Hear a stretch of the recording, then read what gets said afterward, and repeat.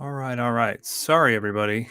I was having some technical difficulties and might still be having some. But anyway, we're going to try to get things done here. There's Mark. Let's see if... Hey, Mark. Hey, man. How are you? Hanging in. What's going on, man? Well, my internet didn't want to play nice, and I'm gonna have to. I think I'm gonna have to invite. I think I'm gonna have to invite Marcy again. She said that it was acting fun. At least we don't have no echo. Well, I didn't dare say that out loud, but yeah, maybe I shouldn't have said anything. Since you said it, we'll be thankful for now. Yeah. Yeah. Hold on a second. I'll be right back. All right. Hey, thanks, man. What y'all up to?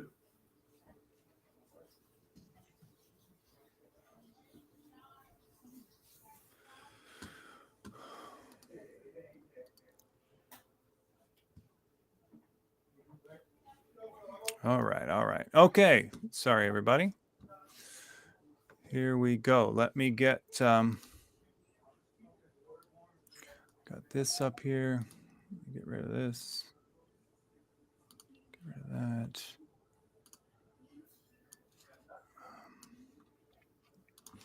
All right. X 2.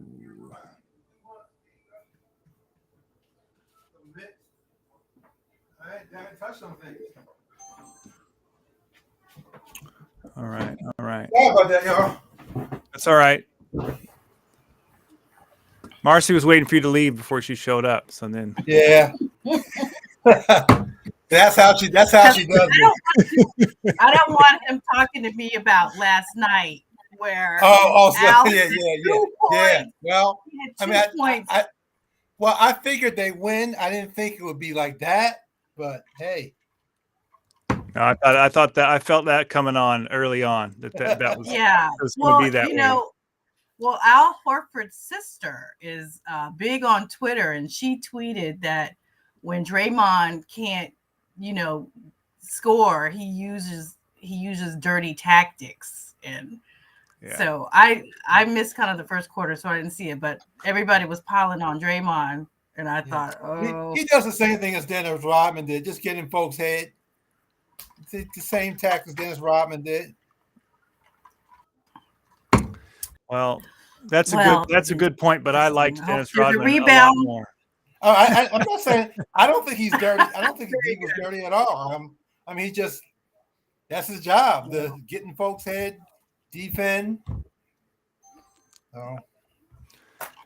Well, we'll see. Before we can handle any of these theological issues, but we might get into some deep trouble. I know it. if we stay on this basketball thing, I wanted to bring you greetings, Darren, from someone from your past, Rosalind Branberry. Oh, nice. Yeah. How's she doing? She officiated the ordination service I attended yesterday in Charlottesville. Oh, nice. And I said, she's at Bethlehem Pres. And I said, oh, I interned at Fairfield. And she was like, oh, I miss Darren. That's what she said. I miss Darren. Yeah, actually, she was my internship supervisor at first. So there you go on the internship, there you go. Internship train. Yeah. Mm-hmm. So exactly. Well, that's cool. Cool stuff. All right. Well, let me. Is Leonard coming? I think so. Or I haven't heard any. Yeah. He might have tried to get in on time, and I was late. So I know sometimes my internet decides just to drop altogether, so I don't know what to say about it. So I was going to put the text up, but the liturgist at my church read the text so well on Sunday that I dare not, try to say all these, Those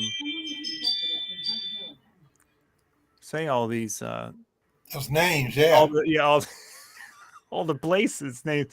I was like, she did a great job. It was a young, yeah, it was like a young college student too. She Wow. knocked it out the park. But anyway, I mean, how about if I just do the first part?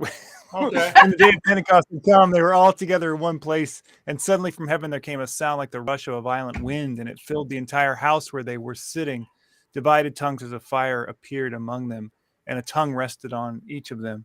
All of them were filled with the Holy Spirit and began to speak in other languages as the Spirit gave them ability. You know, Yeah. yeah, on and on. Yeah. And all the, and basically they heard them in their own languages speaking about Right. God's deeds of power. And they were amazed and perplexed and said, what does this mean? But others sneered and said they are filled with new wine.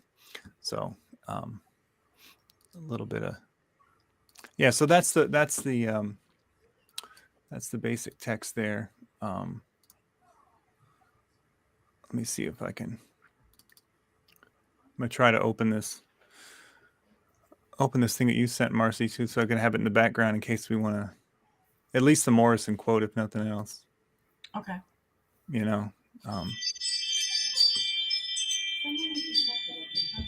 It's like Starlight or something. Or something. chimes? Yeah, Yeah. that's the idea. It's got ring doorbell going Oh, off. okay. Yeah. Yeah. Oh, Mark is popular tonight. He's good. Yeah. Everybody's stopping by. I got a refresh in my front yard, so yeah. Mark, my brother and his family are in Duck right now. They sent pictures, what I call garbage photos of them on the boat in the water and on the beach and in the pool, and I was just like, oh, way to rub it in. Yeah. Way to rub it in. So we're looking at trying to go, but tell you the prices are just through the roof. It's just Yeah, it's I mean literally through the roof. So I don't know. Yeah. All right. I'm gonna keep this in the background. Keep this. That's something. Oh, okay. Yeah. So yeah, we can start with some of the Jennings stuff, or I preached on Romans this week myself. Really? So yeah. So well, there's the Romans. That's the it's the epistle text is from Romans 8. That was for this past week. Okay. Yeah. Okay. So yeah, we read this text, but we didn't. But I preached on the Romans text. Yeah. Oh, okay. It's about the spirit, the groaning of creation, and the groaning of the spirit, and that sort of thing. How do you decide we were still doing that, Jared? Sorry, go ahead. Well, how do you decide which one to do? Well, we were doing this whole series kind of on like gardens and planting and community gardens and that sort of thing, like coming together. So the Romans text was, the creation groaning text and the and that sort of thing. So it just that kind of fit in with what I was, what I was doing already. So yeah. But other than that, I don't know how I choose. I usually stick with the gospel text unless I have some reason to do something different. Yeah. Yeah. Okay. So, but anyway, the Jennings stuff. Let's see. His little section on this is called "The Sound of Intimacy," and let's see here. I won't try to hog everything, but I have a couple things that I that I highlighted here. And so he says, this is the beginning of the miracle of Pentecost, the revolution of the intimate. This is the beginning of a community broken open by the sheer act of God. And we are yet to comprehend the extent to which God acts and is acting to break us open. I just thought that was a good way to start to think about what's happening. And I think it was what goes along well with kind of some of, a lot of the stuff that we've been saying throughout all this Luke stuff. But particularly You know what surprises me when people talk about this text, how they, I guess the word I want to use is they sort of romanticize the disciples being together, and I think one of the reasons why they're together, I know this would be the festival of weeks, but I mean they were together but alive because of fear, right. and I don't hear people talk about the fact that they're the trauma that they have been through. Their leader had been murdered. Um, so they were in fear for their lives, and nobody really talks about people just romanticize the fact that they were together and this event happens, but they don't talk about the fact that maybe what the reason why they were there besides celebrating the festival was they were scared. Mm-hmm. Right. They were terrified. Exactly. No, that's right. Yeah. Well, and you get that in the especially in John, the appearances of Jesus, right? I mean, the first thing he says is peace. Like don't get freaked out if I'm coming. But yeah, no, I think that's a good point, and it also it begs the question again, what were they praying for? Yeah, exactly. And I was going to say that. I mean, we romanticize that too. That they might be praying, "Hey, God, rain down on our enemies." Right. Yeah. What is that? There's that scene. There's a scene. I think it's in Luke, right, where the two brothers want him to basically destroy some city. After they, Yeah. So I mean, it's interesting to think about the idea that they could have been praying for fire to hail down on their enemies, and instead this spirit fire comes on them, to change, to send them out in this very vulnerable and broken open way, because I'm sure that in some ways they probably felt maybe somewhat defeated by what has happened, and it takes this event to move them in another direction. But I wonder if they even want. I mean, well, because you're saying, Mark, you're saying they were afraid, and in the gospel text, where the John text, the last thing he says to them is, "So don't be worried, don't be afraid." I wonder if they had even remembered what he had said at that point. Whether they had just forgotten it and were acting out of their humanity. And when it happened, I wondered if they even realized what was going on. This is what he promised us, and here it is. Right. Yeah. No, it's good. Yeah. No, it's interesting because because Luke in this text kind of gives us continues the narrative straight away with the preaching and the conversions and the and so on and so forth. So we don't get to and maybe Luke didn't know, he just is hearing it secondhand. They might have brushed that part up a little bit by the time they told the story. No, but that's good. And I think, well, maybe, and it relates a little bit probably to the Toni Morrison quote too about the Tower of Babel. Like you're praying, you're praying and building something that might not be the right, might not be the right thing. So God sends this, send something different, Right. Yeah. Oh, that's interesting. Yeah, I'm gonna. Oh, here we go. Yeah, he's just got some lines in here that I think are good. I don't know, if they need much more comment. Really, I know. Like, he says only the gracious work of God in creation matches this moment of prevenient grace. That's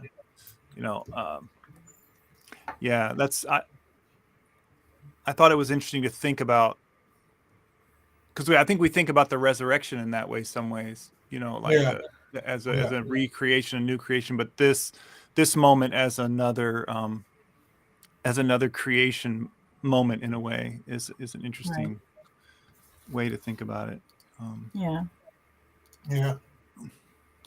Let's see. What else? Anyone else have anything else they want to from that part?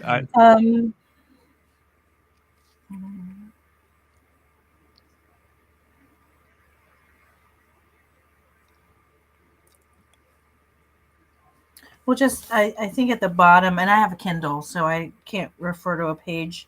It says, God has, however, now revealed a mighty hand and an outstretched arm, reaching deeply into the lives of the Son's co-travelers and pressing them along a new road into the places God seeks to be fully known. Mm-hmm. That's down. Yeah, right here, I think. Or no, maybe. I don't know. Somewhere, yeah. And each of us in our own native language. And I think that speaks to, that idea that I don't know if you saw the last thing I sent from Stephanie Crumpton about nobody had to give up. This idea that diversity was so key to what God was doing, and no one had to give up their identity and their in order to be a part of this community. And that speaks to us today too. I think. And Jennings addresses that later on in this. Right. Yeah.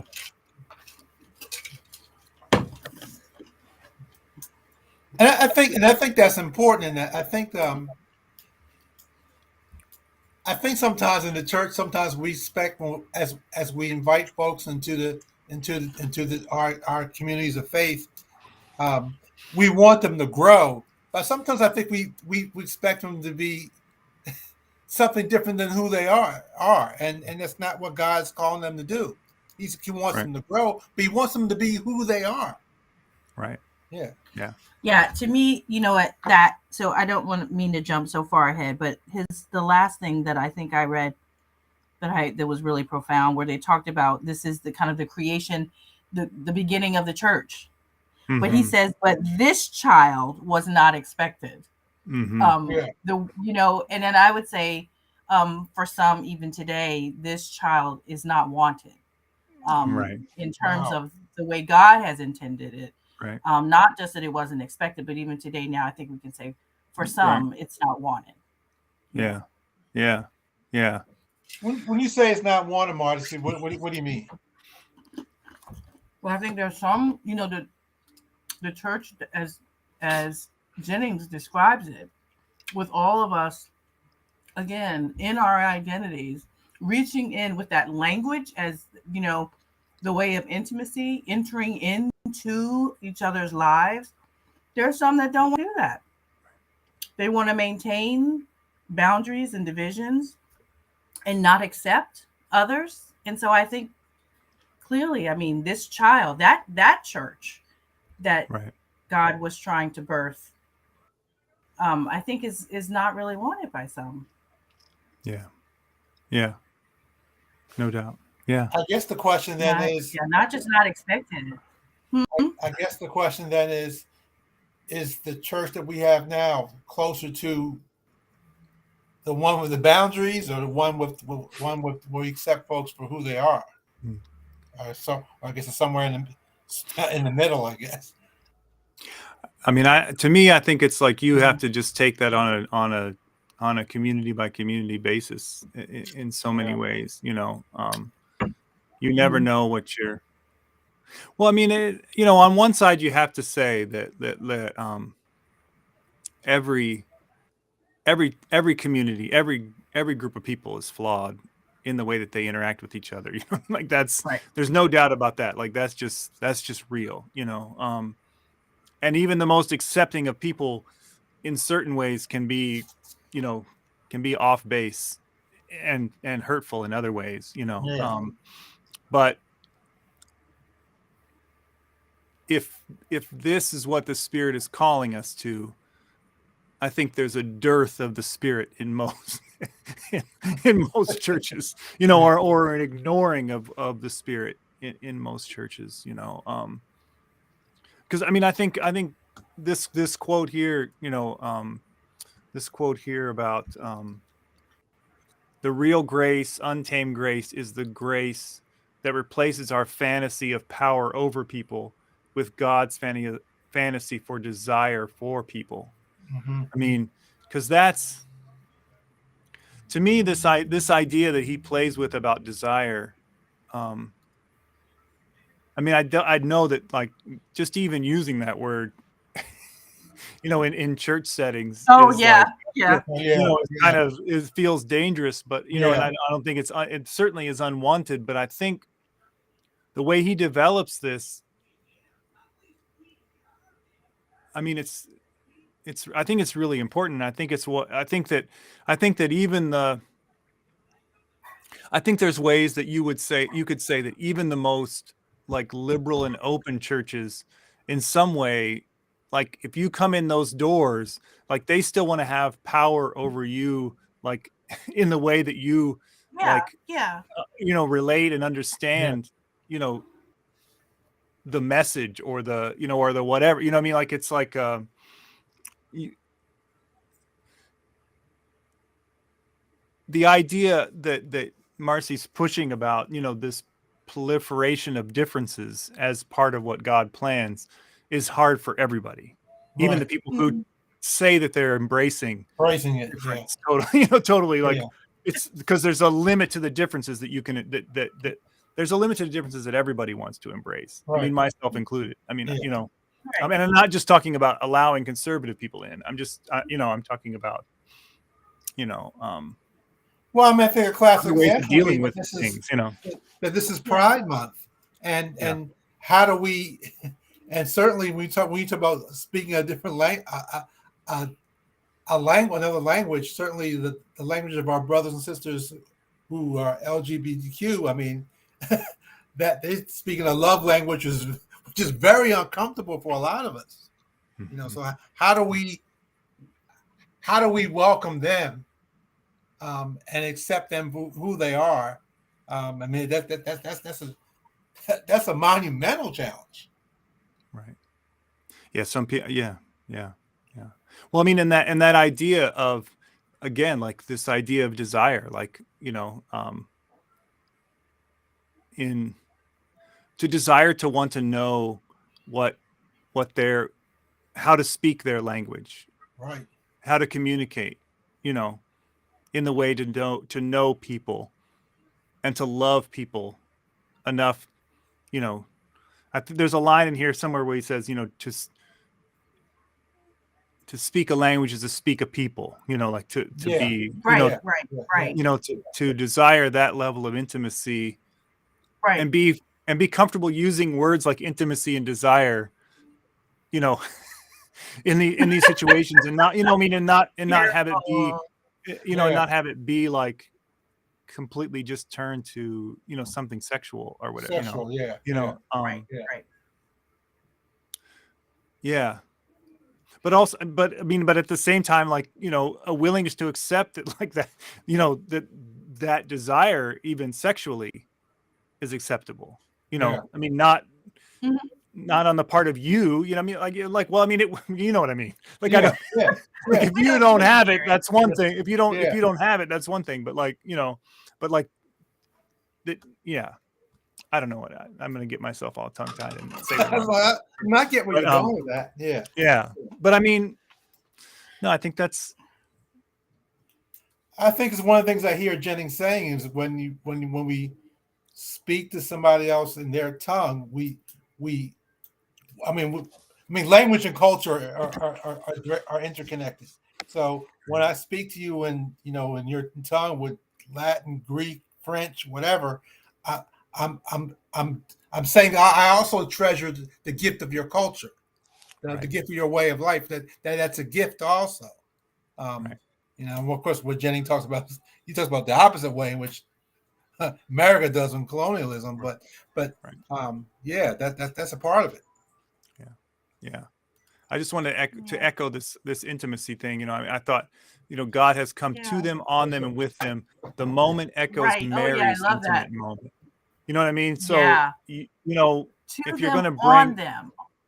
yeah, on them, and That's deep. to them, on them, with them, this moment echoes Mary's intimate moment. The Holy Spirit again overshadows. Bernice was trying to call you Right. on the duo, and I couldn't pick it up. Oh, he's talking. Oh, okay. Yeah, he's yeah. I'll just move over to that. Well, I mean, actually, that next quote goes a lot along with what we were saying before. But I mean, I'll just put it. This line is another one of those lines. The homes of mothers are announced in the mouths of those who were far removed from those mother tongues. Yeah. I mean, I had to read that 3 times. Yeah. This is not generic speech, formal pronouncements, but the language of intimate spaces where people inside talk to one another. Right. Yeah, but just, I mean, and that it idea is. Yeah, go ahead. Well, I was just going to say that idea, that intimacy where people talk to one another. I mean, there's such a give and take there. There is the willingness to talk to or with someone, but it also opens up vulnerabilities on maybe the speaker or the hearer. I mean, it kind of goes back and forth. So there's speech, but then there's vulnerability, and it goes back, and that's the knowing and being known, and that is that to me is because both parties are inviting each other to share space. Mm-hmm. And when if I share space with you, then I accept the fact that I'm open, I'm vulnerable, and it's possible you might use that against me. So I have to accept that that's the risk that's involved. Right. Or it may be that you accept me, and for some people that's also risky.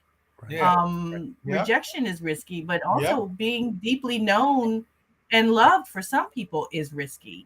And again, that moment, the moment of being, kind of, because there's a way. I mean, I think in churches and in other settings, there's a truth in this, like, where people are sometimes more comfortable having an image of the church as, prohibitive and, patriarchal and and like when they are accepted, and when they are brought in, or when they are loved, it's almost as hard as, something else, because it's easier in a way, to to be rigid. It's easy to be rigid sometimes. I was just thinking of this other this other book, this other stuff I'm reading, but I think this is talking about that difference between, like, the podium and the kitchen table, or the lectern, or the pulpit, or the or the nightly news, or the difference between all those things in the kitchen table. I mean, the kitchen table is someplace, where it's like these people,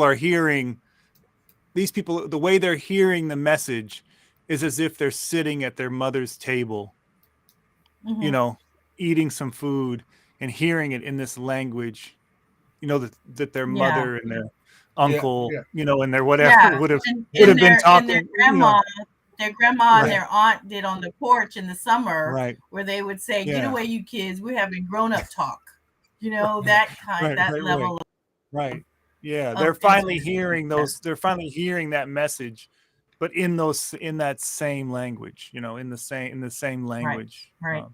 The porch language. Yeah, the porch. Yeah. Porch language. I like that. Yeah. Porch language. Yeah. I like that. Remember those days. Well, and then I mean, there's the dangerous side to that too. Thinking of their eyes are watching God. She comes back in town. Everybody's on their porches, like, no way. Where has she been? But then I think she tells her friend her story, so her friend can go and tell everybody what's up, because she doesn't have the patience to sit with no. But no, I think to me that's just another. I think what he does so well is, like, he takes time with the text enough to put himself inside of it, and just really sit with what the possibilities might have been of experiencing it that way. And Yeah, no, I think that's I think that's good. Yeah. Good stuff. Yeah.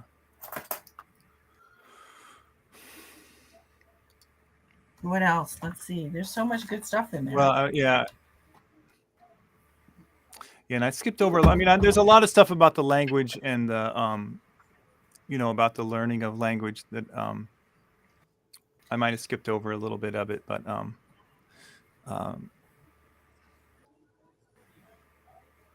yeah, I'll this is kind of some of the stuff that you were saying, Mark, too, some of these quotes, but most, however, who enter a lifetime of fluency do so because at some point in time they learn to love it.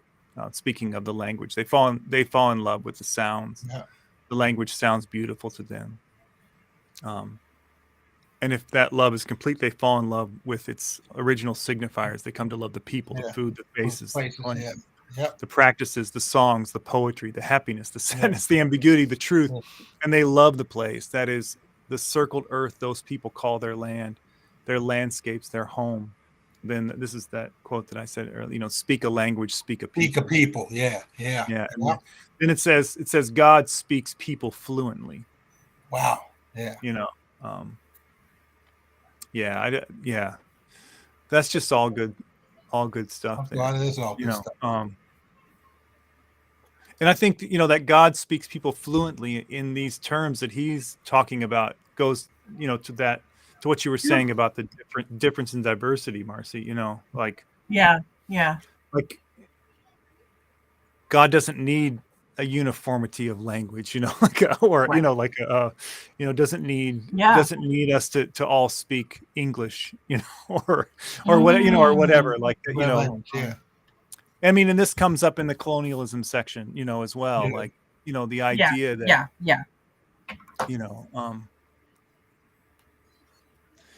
I mean, and this goes, and it goes back to the nationalism question as well. I mean, along these language lines, and because, I was reading some things about, that kind of, the period in the 60s or so of the, kind of the African nations coming out of colonialism and the revolutions to kind of form their own nations. But, the problem was that the nations were formed by the conference in Berlin. I mean, they drew the lines, and made all the languages, all the people with languages and the people that had their circled lands were just kind of thrown together into a nation that wasn't necessarily representative of who people were, and I mean, I think it's the same thing you see in our like nationalism is so tied up with the English language and with, speaking English and like that, that's a big part of the, of being American, is you have to speak the language. And I think that, so speak English. Yeah. And I mean, that's other countries too. I mean, I think with some of the big languages, I mean, French and Spanish, and that's, like there's a whole colonial history around all of that, Yeah.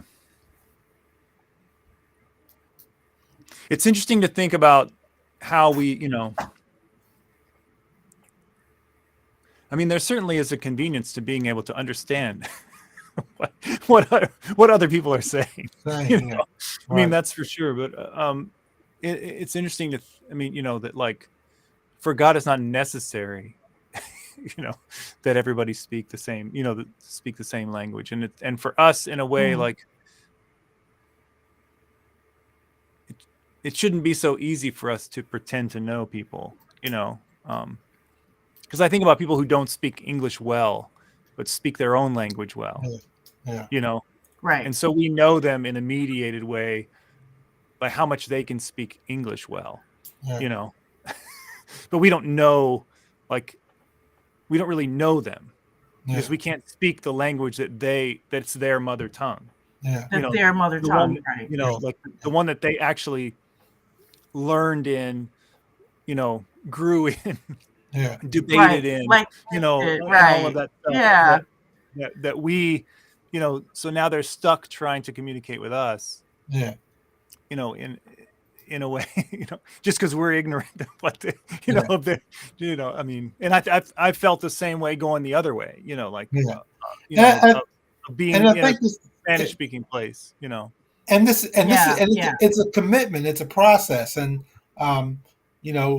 it's something that you have to, that I'm going to commit myself to learning this language and learning to love the people and love the culture. But I think what happens, and I think what Jennings points towards, is that America uses it as a way to promote capitalism. I'm gonna learn French so I can sell them some stuff. Right.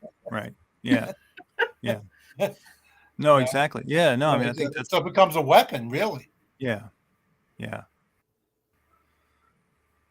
Well, and I mean, all the forced kind of learning of these languages too. I mean, throughout history is definitely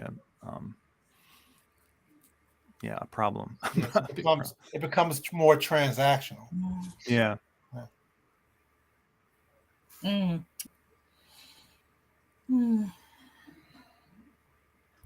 Yeah. No, I mean, basically there's that whole section, I think, in the book itself. It's it's on 30 and 31, and then in the Kindle, it's wherever they darn well please to put it. But it's right. It starts right underneath. Yeah, that's fine. It starts right underneath the boxed out quote, "My faithful mother tongue." I got it. If yours is like that, if yours is broken up like that, yeah. So the ancient challenge, and the modern problem. Yeah, exactly. So way here we begin ahead of us and calling us right. Yeah, exactly. That's the one side is God way ahead of us, calling us to catch up. The modern problem is born out of the colonial enterprise, where language, play, and use entered into its most demonic displays. People in many places, in many conquered sites, in many tongues, all being told that their languages are secondary, tertiary, and inferior to the supreme language of the enlightened peoples. These are the scholarly language of the transcending intellect and the holy mind. Centuries of submission, internalized hatred of mother tongues. And in the quiet spaces of many villages, many homes, women and children practicing these new enlightened language, not by choice, but by force. Largely from this new Western world, learning new native language, not out of love, but out of utility for domination. Mastering native language in order to master people, making oneself their master, and making them slaves. Now imagine Christianity being deeply implicated in all this, in many cases riding high on the winds of this linguistic imperialism, a different sounding wind. Christianity was ripe for this tragic collaboration with colonialism because it had learned before the colonial moment began to separate a language from a people. It had learned to value, cherish, and even love the language of Jewish people found in Scripture, but hate Jewish people. Yeah. I mean, I think that's that's definitely a powerful part and a cautionary tale. And I mean, of course, that is kind of a I know if I hold this, maybe is this up the right way? Or is it backwards? It's revert. Yeah, there you go. Yep. Yeah. Is that right? That's right. That's right. No, what is it? No. Wait. Anyway, whatever. Well, it's the Christian imagination, right? Yeah. Is that Christian imagination? Yeah. Yeah. There you go. Okay. Right. So I mean, that little, that spiel there is, basically a summary of almost all of that book. Is the way the colonial way, the ways the ways that the colonial imagination changed, the way that Christianity was shaped by the colonial imagination and the colonial experience. And a lot of what he does at the very end is to talk about if we could get back to understanding the Jew Gentile kind of moment, and to understand, what happens there whenever Christianity breaks out of the Jewish bounds, but also manages to appreciate and and understand, that that's where it comes from, that we Yeah. could be, Right. that we might become in a different place of belonging together. Belonging together. But yeah, I think Leonard's read the book more recently than I. He might have been better to go to go into it. But yeah, I mean, no, but I think that's, and of course, this is what we were talking about earlier. I mean, as far as the church goes, I mean, the church is still caught in many ways in these same dynamics, around, maybe not around language, but around the things that we were talking about earlier. Right. Yeah. Whether it's whatever differences there are, yeah, there manages to be a way to, to incorporate them, to dominate, or Right. Yeah. Right. um, To seek to dominate. Yeah. yeah. Um, Well, I mean, and I don't want to, I don't want to take this into, I mean, yeah, this. Yeah. I won't go there. I'm not going there. I'm going to There's leave no, it. is there a way to connect what we're talking about now with this epidemic of violence, this epidemic of violence that we see? Is it that we base our level of comfort in the language of force? Right. And that's why America's God. To me, America's God is the gun, and that's not going to change anytime soon. Because like America loves. I think loves the language of poet, force. what's the young lady, I forgot her name, who read the poem at Biden's inauguration. Gorman? I think she wrote a poem, and she said, really, it's one nation under a gun. Where we say we're one nation under God, it's really one nation under a gun. Yeah, I mean, and so, yeah. I mean, this is the hard part, because I mean, so much of this stuff goes back to the very, very beginning. I mean, yeah, we wanted armed people so that they could kill Indians and catch slaves, and maybe fight the British if it came to that. we weren't set on just the the colored others. It was just whoever was the other in the moment. But we wanted an armed society that could exterminate Indians, catch slaves, and defend planters or rich people's property. I mean, basically, and that's been the game all along. Well, and I'll just domestically say, it's like that, and going abroad it's the same. Militarily it's the same way. So. Well, I think I said to you, Mark,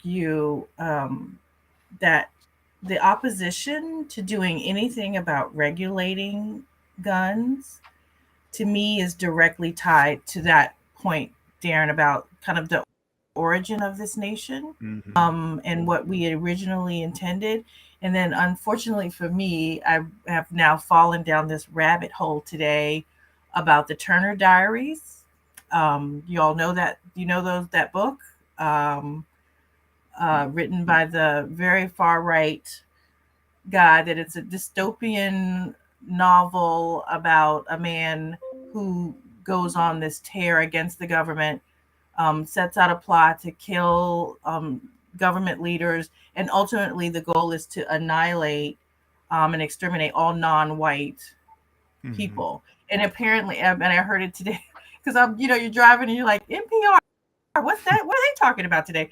They talked, it was about Timothy McVeigh, and apparently he had copies of this book in his car, and that this novel has been used by lots of extremists around, what they think is bound to happen, that it will. And so for me, a lot of these folks that don't want to give up their guns, I think they're preparing for this kind, what this book talks about. And so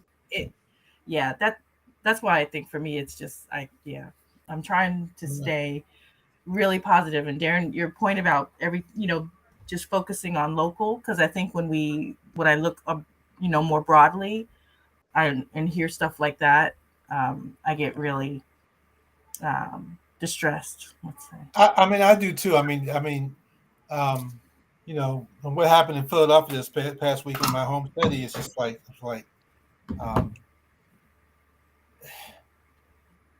I mean, it's been sort of kind of going on for a long time. If you follow what's happening in Philadelphia, Philadelphia's got a horrific problem with carjacking. I mean, it's horrific.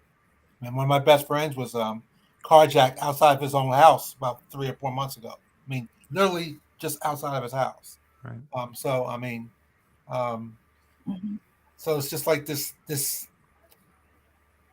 virus of violence. It just seems to be just replicating and metastasizing all over the place. It's just like, wow. Well, but I mean, I think Darren's point is well taken. I mean, it's in our DNA as a nation. Yeah.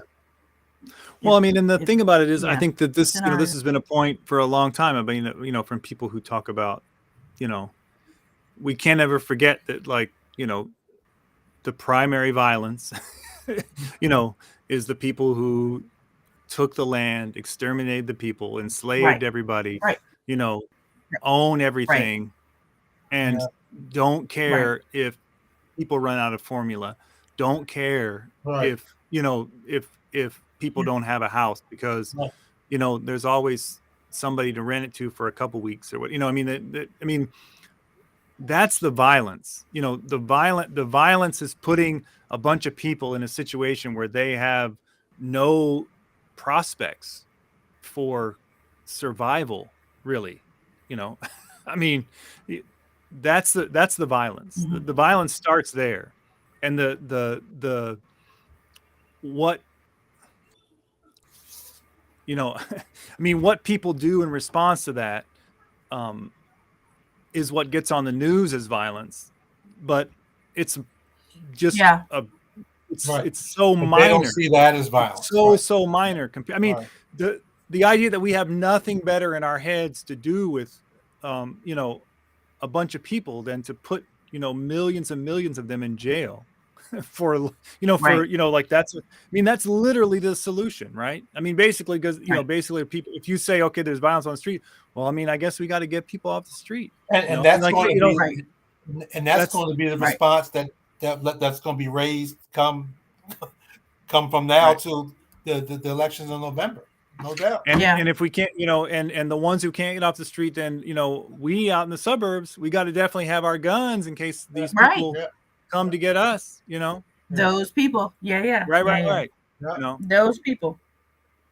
I mean, that's it. They don't want to give. That's it. And I mean, that whole attitude. How will I protect myself? Yeah. That whole attitude goes. I mean, that goes all the way back to the beginning. I mean, that's what this whole thing, the whole thing is founded on. I mean, and to the benefit of such a small group of people, the small, such a tiny group of people. The tiniest of tiny. Yeah. I mean, and I mean, the sad fact is that, the reason why I was talking about local stuff is that, I mean, the sad fact is that anyone who makes it into Congress has already been at the kitchen table with too many of those folks. Right. to really be sitting at the kitchen table with any of us to talk about what we want and what we need. Right. And the fact of the matter is that, I mean, they don't really even, they need our votes, but they don't need our voice, And the way, and I mean, it's got to, I mean, I don't mean, and the thing about it is that I don't really, I mean, the fact of the matter is that it's never really been any different. So it's not necessarily depressing to say it now. Okay. You know what I mean? Like it's like it's that we pretended at some point that it was, that somehow we thought that it was different, but I mean, in reality, people have been surviving this and making a way out of it, for a long, long time. And in fact, in many ways, we probably have it better. We definitely have it better. I mean, we definitely have it better than like Jim Crow days, slavery days, Right. straight up genocide days. Absolutely. I mean, like no one's Right, riding through on a absolutely. horse right now, just, I mean, whatever. So, I mean, there is some progress. I'm not saying we just count on it getting better in the future, but people have always found a way, Yeah. And I think that the trick now is that I think that they've convinced a lot of us that the way is actually that we can, like, vote some sort of change in, and these people are going to do something about it, I mean, because I think about the Texas situation, right? With all those parents and all the things that they did, and how they're feeling right now, like, if they start, like, trying to take a bus to Washington to change some gun law, they're going to lose all the momentum they have in their local area to actually change things. They know right now that the cops won't help them. They know, they know that right now. Right. They know that that's the truth. They know that they can help themselves. They know that they can protect themselves. Yeah. And they're probably in a better situation to do it. Right. But if they start, I mean, because I think about those kids in Parkland, the Florida thing, right? Yeah. Back, what, like, all those kids, like, they spent 5 years, just going to DC, having these big rallies and traveling around, and it's like they were counting on these people to listen to them and thought that if once they heard that they would do something about it, but they were never going to do anything about it. I mean, They're never going to do anything. I mean, and then they're left feeling like they weren't compelling enough. You know what I mean? Or like they were, I mean, like, or they didn't like put enough. Right. Well, right. That's why you saw the call for some people were like, you all should let your kids' caskets be open, because if they saw how horribly the weapons mangled your child's body was from that bullet, from that rifle, that's going to really change. And it's like, no, it isn't. No, it's not. Yeah. I mean, there were people actually suggesting and using Emmett Till's mother as the example. They said, that she said that you look at what you did to my boy, as that would make the difference. Well, no, that didn't happen. So, well, it might make a difference, but it makes a difference on the ground. You know what I mean? It makes a difference. That made a difference with what people were willing to do and participate in. I mean, Emmett Till's mom made a difference with what people were willing to fight, and to be out in the street. Whether she wanted, the Civil Rights Act of '64, but I don't know what she wanted, you know what I mean? But I know she wanted people to say enough is enough. Enough is enough. Right. I mean, so yeah, I mean, I think there's, I don't know. I've talked too much. No, you haven't. I got a little worked up, but yeah. Well, I mean, I think, I thought about this a lot, in previous places that I've been, and sometimes where I am now. I mean, I don't think that we can downplay, especially as white people in the church, just how dangerous this mentality is. I mean, it maybe not as far as as reading the Turner, whatever, but like, Diaries, this stuff is real. Like, I mean, these attitudes are everywhere, on a spectrum, I mean, and I mean, again, even the most liberal people really have no better idea than to, put people in a nicer jail. You know what I mean? Like, maybe maybe something, maybe they got a basketball hoop or two, or they got a job program, but it's still garden, they can like, do a garden, right? Prison garden, they can work in, right? I mean, it's still jail. It's still we've got no solution for you among us. Yeah. We've got no desire for you to be anywhere near us. Yeah. Like, unless there's a big wall with, armed people in between you and us. Like that's where that's the starting line, And I mean, to your point, I think about, my home city, Philadelphia, and the violence of Philadelphia. And And I tell people all the time. I mean, the typical answer is, "Oh, we need more policemen. We need more laws. We need more guns." But maybe if some of those kids who were shooting had been involved in some positive programs to transform their lives, maybe if they had, maybe they wouldn't have been out there, shooting ghost guns or whatever they were doing, Right. or they wouldn't be out there carjacking. If we invested more time with the people and dealt with the root causes and the root pain and trauma that a lot of these folks are dealing with, and this and we know that's going to take time, but we invested more in that, maybe you would have less crime. But that's not the answer folks want to hear. Right. And they want something instant, right away. Yeah. Something we can. Well, and I mean, the fact of the matter is, I mean, and I think everybody knows this. They just don't want to talk about it. I mean, again, we've been policing people for a very long time. Right. Like we have tried this, over and over again. I mean, that like, if anything has proved that it doesn't work, I mean, that should be it should be done now. We should know that doesn't work. Doesn't work. And it should also be, it also should be clear the intentions of the people behind it, that they don't necessarily want, they don't want real solutions, because in the midst of all of it, they're also targeting all the people who have the other solutions and making sure they're either dead or in jail. Yeah.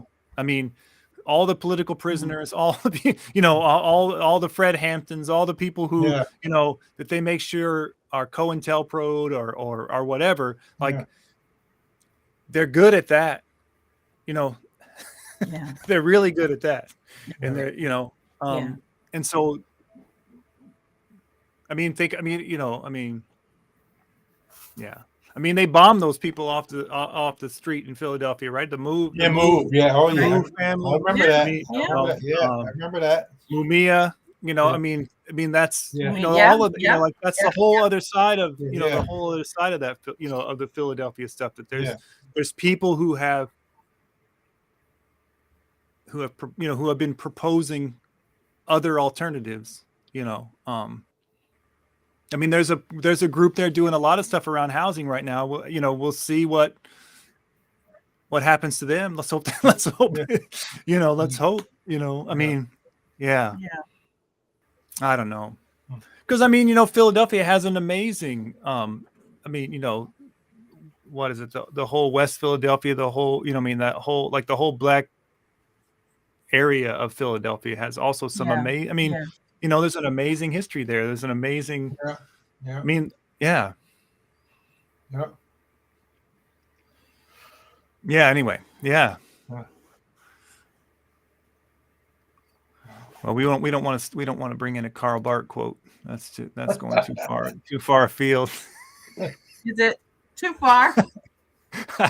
Rich. We don't need to bring the old white guys back in. Yeah. Yeah.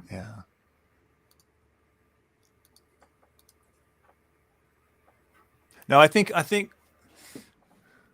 but this, I mean, I think, Mark, to your point again, I mean, I think about this a lot, and I know that I'm probably not the right person for it. You know what I mean? And it's probably way outside of anything that I can do. But again, like,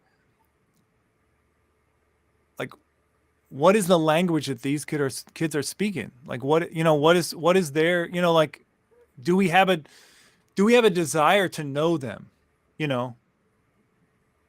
These kids who are so, so violent, or, or that we think are the problem, We think the problem, like, right. Yeah. Right. Who do we have a, like, do we have a,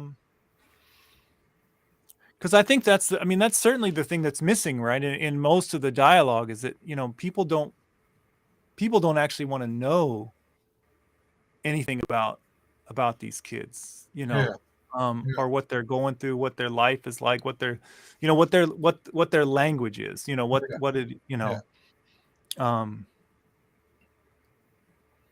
And if they do, a lot of times it's the same, like what you're saying, it like what Jennings is saying too. It's about how can I learn enough of this to exploit it, to dominate it, them. Yeah, right. to make a Right.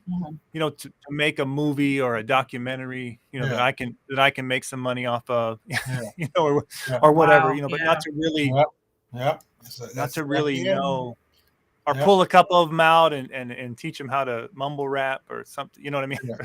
Or convince them, or what, what it, like to really, I mean, and again, like, I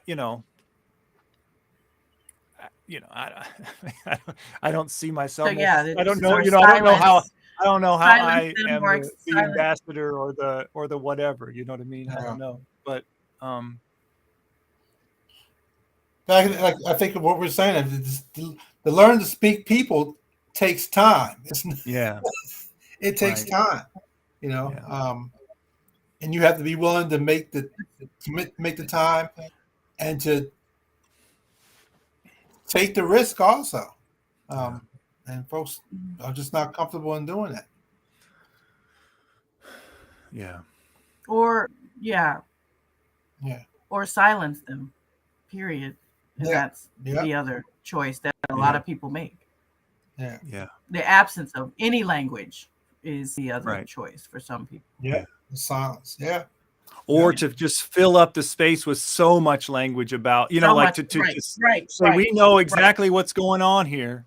I mean, that's why I get kind of frustrated about, because, something like this will happen in Philly. And then like you look on the, Twitter or whatever, and it's like, there's the one side calling for gun regulation. And there's the other side saying, well, it's not about guns, but it's like, it's literally as if no one has anything to say about the actual, like the situation and the people, I mean, it's like, which I understand, like, yes, there's a debate to be had about that issue, but in a way, like it's like, a third and fourth level removed from the fact that, like, people are probably hungry. People are probably need a house.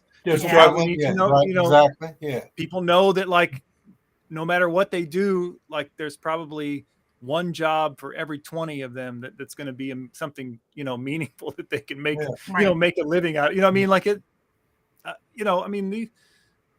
these are realities that probably should be chatted about first. And as we go on and as we look what's happening economically with the inflation, and we know this desperation is just going to get worse. Right. Yeah. Oh, yeah. I mean, I don't think, I don't know how to, I don't know how to say it to people, but I think, like, I think it's not even the same thing, but I think if you fast, for a period of time, but then you think about like I know that I can go get something to eat anytime I want. Like I'm selective. I'm doing this voluntarily. I'm doing this voluntarily. And I'm not involving my kids in it. You know what I mean? They're not doing it with me. You know what I mean? But if I was on day 3 or 4 with barely anything to eat, and I knew that my kids were in the same position, like there's what is the limit of things that I would do?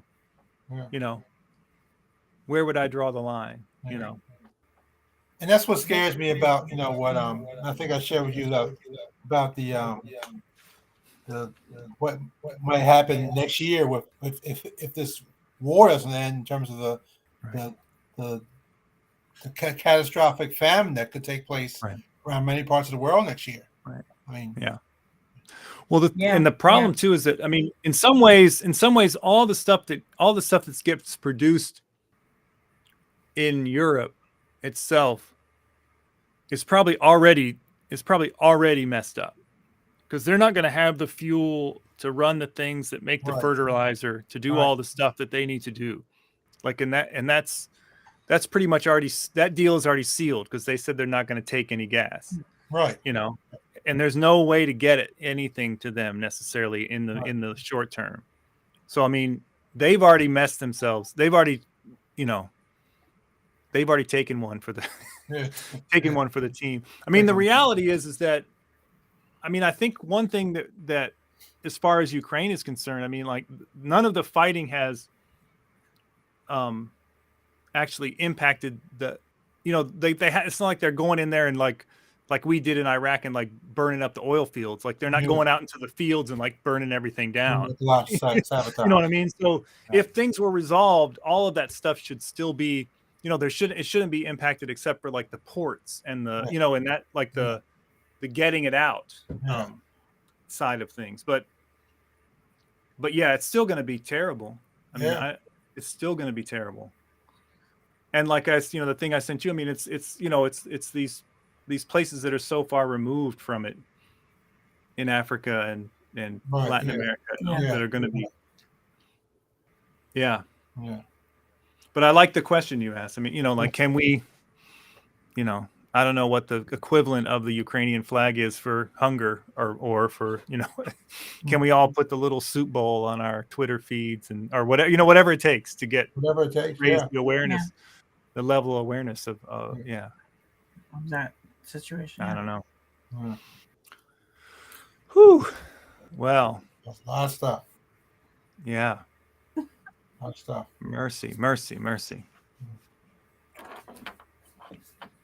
Yeah. Hey, can you guys stick around and I see if I'm gonna end the stream and see if you all stick around, and I'd like to ask you a couple questions. Okay. Off the stream. Off the stream. Okay. Yeah. Okay. Okay. And if it doesn't